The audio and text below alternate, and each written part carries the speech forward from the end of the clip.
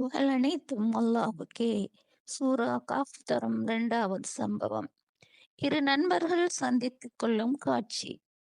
உலக அலங்காரங்களில் கண்ணியத்தை உணரும் ஒருவரும், அல்லாஹ்வின் உறவில் கண்ணியத்தை உணரும் ஒருவரும் இந்த சம்பவத்தில் சந்தித்துக் கொள்கிறார்கள். இருவரும் பால்ய நண்பர்கள். அதேவேளை கொள்கையில் இருவரும் இரு துருவங்கள். பாரிய கொள்கை இடைவெளிக்கு மத்தியிலும், செல்வம், வறுமை என்ற இடைவெளிக்கு அப்பாலும் ஒருவரோடு ஒருவர் உரிமையோடு கருத்துரைக்க தூண்டுகிறது அவர்களது பால்ய நட்பு. இருவரில் ஒருவருக்கு 2 திராட்சை தோட்டங்களை நாம் கொடுத்தோம். அந்த 2 தோட்டங்களையும் பேரீச்ச மரங்களால் சூழச் செய்தோம். 2 திராட்சை தோட்டங்கள் மத்தியில் பயிர்கள் விளைகின்ற பகுதியும் இருந்தது. மத்தியில் ஒரு நதியும் ஓடிக்கொண்டிருந்தது. தோட்டங்களும் குறைவின்றி அறுவடைகளை அள்ளித் தந்து கொண்டே இருந்தன. அற்புதமான காட்சி. அரிதானதொரு சொத்து. அள்ளிச் சொரியப்பட்ட அருள்கள் அனைத்தும் அங்க சம்பூரணமாக அமையப் பெற்றிருந்தன. இதோ அந்த சொத்தின் சொந்தக்காரன் தனது செல்வத்தால் பூரித்து போயிருக்கிறான்.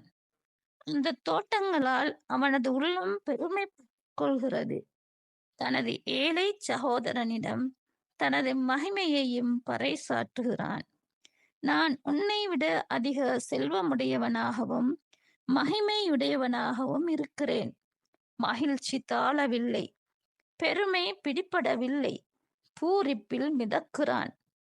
தனது ஏழை நண்பனையும் அழைத்துக் கொண்டு ஒரு தோட்டத்தினுள் நுழைகிறான். அவனது கண்களையும் கல்பையும் நிறைத்திருக்கின்ற அந்த தோட்டம் அல்லாஹ்வை மறக்கச் செய்து விடுகிறது. தோட்ட உரிமையாளனின் இந்த செல்வச் செருக்கை தட்டி வைப்பதற்கு அத்தோட்டம் ஒரு நாள் அழிந்து போகலாம் என்பதை அவனது நண்பன் உணர்த்தினானோ தெரியவில்லை. தோட்ட உரிமையாளன் கூறுகிறான், இந்த தோட்டம் அழியும் என்று நான் ஒருபோதும் நினைக்கவில்லை. ஏழை நண்பன் அல்லாஹ்வின் மீதும் மறுமையின் மீதும் நம்பிக்கை கொண்டவன். இவனது உபதேசத்தை சகிக்காத தோட்ட உரிமையாளன், உனது நம்பிக்கைகளை ஒரு புறம் வைத்துவிட்டு என்னை பார், கொள்கை பேசி உனது காலத்தை வீணாக்காதே என்று சொல்கிறான். நான் செல்வத்திலும் பிள்ளைகளிலும் உன்னை விட குறைந்தவன் என்று நீ கணித்தாலும் உனது செல்வத்தை நீ பார்த்திருக்க வேண்டிய விதம் வேறு. நீ தோட்டத்தில் நுழைந்த போது மாஷா அல்லாஹ், லா குவத்த இல்லா பில்லாஹ் என்று சொல்லியிருக்க வேண்டும். உனது செல்வத்தை பார்த்து பெருமைப்படாமல் அல்லாஹ் உனக்கு தந்த அருளை நினைத்து உள்ளம் பணிந்திருக்க வேண்டும். மற்றும் ஒரு நாள் இந்த தோட்டத்தின் கதை வேறொரு காட்சியாக மாறுகிறது. தோட்டம் வேரோடு சாய்ந்து கிடந்தது. அறுவடைகள் அனைத்தையும் அழிவு ஆட்கொண்டிருந்தது. அதற்காக செய்த செலவினங்களை நினைத்து அந்த உரிமையாளன் கைகளை பிசைந்து கொண்டு நின்றான். என்ன சோகம்!